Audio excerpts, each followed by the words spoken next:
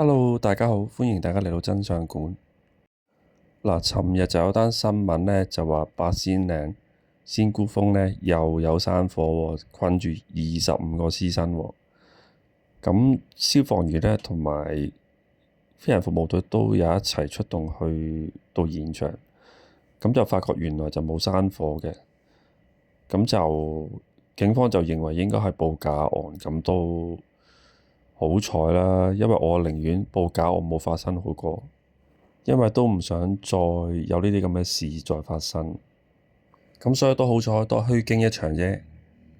咁跟住警方就查到啦，原來係一個8歲男童所報嘅呢啲八仙嶺山火嘅案，咁就口頭警告佢啦，咁就叫佢唔好再做呢啲嘢啦。嗱，咁事實上呢，八仙嶺呢亦都發生過好多意外，除咗山火之外呢，曾經係喺4年前呢，有一個男仔就係叫做陳景輝，咁佢就應該係獨自去八仙嶺行山。咁當日就係21年嘅5月23號星期日，咁佢就應該獨自一個去行山，咁就係之後呢，就失咗聯絡。咁最終消防員啊、民安隊、飛行服務隊呢都有去搜救嘅。咁直至27號星期四，咁由無人機發現咗佢就喺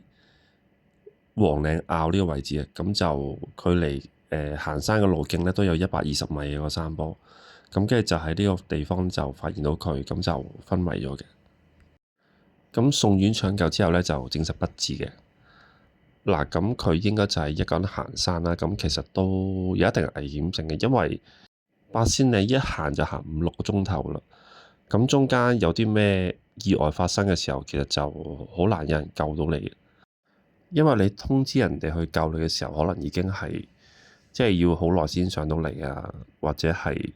如果你自己一個可能跌咗落山咁昏迷咗嘅時候，更加係唔會有人通知到咯，你自己本身。咁所以如果行山行成5、6個鐘頭呢，都一定要有人一齊，係會比較安全啲嘅。咁另外都有當時事主出門嘅時候嘅一幅相呢，就影到佢係非常輕便咯，個裝備可能真係水都唔夠。留意下啦，嗱，呢啲5月時間行山呢，即係比較熱，所以一定要帶多啲水。嗱，咁事主冇帶背囊嘅，可能水都唔夠，咁就要帶定多啲水，同埋個路程都唔適宜咁長咯。咁另外仲有一單意外呢，就係一個攀登教練咧，叫林煥基，咁佢就喺仙姑峰嘅山脊嗰度咧，就係墮崖，就頭部重創啦，咁就昏迷咗，咁送院之後都係不治嘅。咁另外喺15年嘅10月31號呢，都發生過一單意外嘅。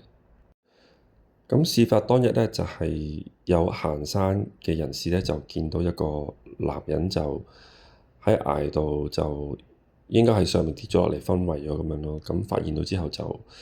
由飛行服務隊送咗去東區醫院，咁就都係不治嘅最終。咁我相信佢新聞報話10幾米高跌落嚟，相信係真係馬騮崖嘅位置啦。